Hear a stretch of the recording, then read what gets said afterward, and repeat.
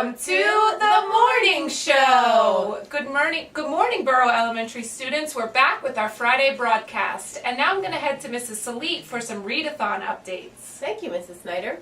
So here we go with some readathon updates. We are crunching those numbers. We have a lot of people working hard to go through all of those tracking sheets to figure out who's earning their weekly prizes, who our top readers are in each grade level. We hope it's you. But just to go over some things for your tracking sheets, please make sure you are turning those in. If you did not turn in this week's tracker sheet yet, you still can turn it in. Bring it in and give it to your homeroom teacher as soon as possible. For next week, your tracking sheet is due on Monday for your week 2 prize. So let's see how many of those prizes we are going to give out. We have a ton of prizes here because we are hoping that every single one of you earns your goal and gets that prize. So just to go over some other things, as far as reading goes, Mrs. Snyder and I have been talking, and we decided that if you are reading for pleasure when you are at school, you can count that towards your tracking sheet. Let me explain what that means. If you are in 5th grade and you are sitting in study hall, where you could be working on homework, you could be reading, you could be catching up on work, and you are choosing to read for pleasure, you can count that towards your tracking sheet. Okay? Now, if you're reading while your teacher is talking during homeroom, you can't count that. If your teacher is giving you an assignment to read a passage and then answer some questions during class, you can't count that. Okay? This can't be anything that's tied to your reading curriculum. This is just reading for pleasure.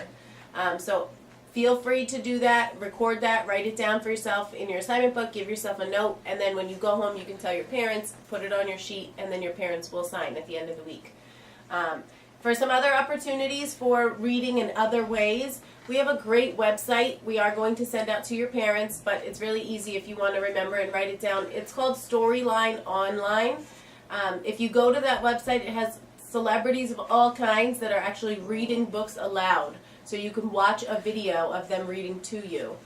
That's another option for you.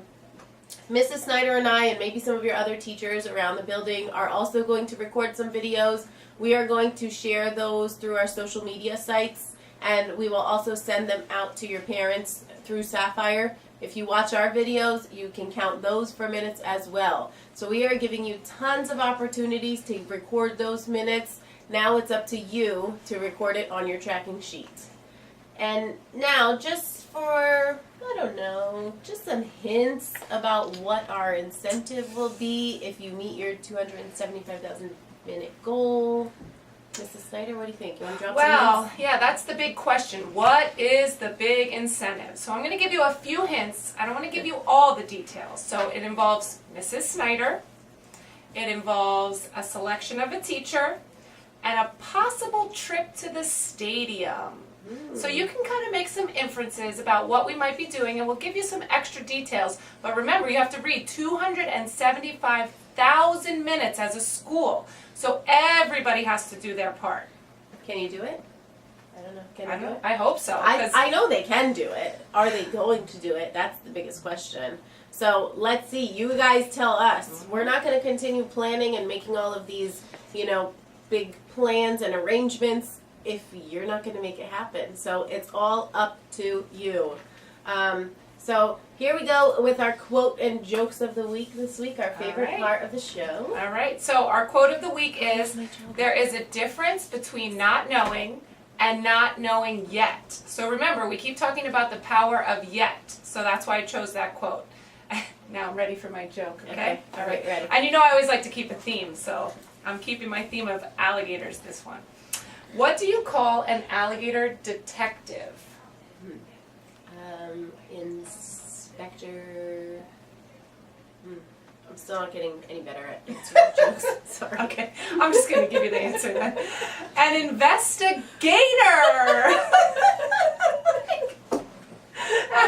Alligator. And I picked that one myself, so please keep submitting. We need more jokes. All right, you're on. Go right in here.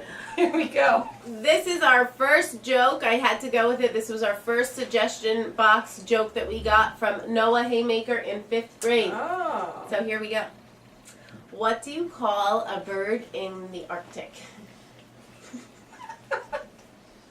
I don't know. A birdie. Like he's cool. Bird! This is definitely our favorite part. Okay. All right. All right, boys and girls. We hope you had a great week, and we hope you have a great weekend.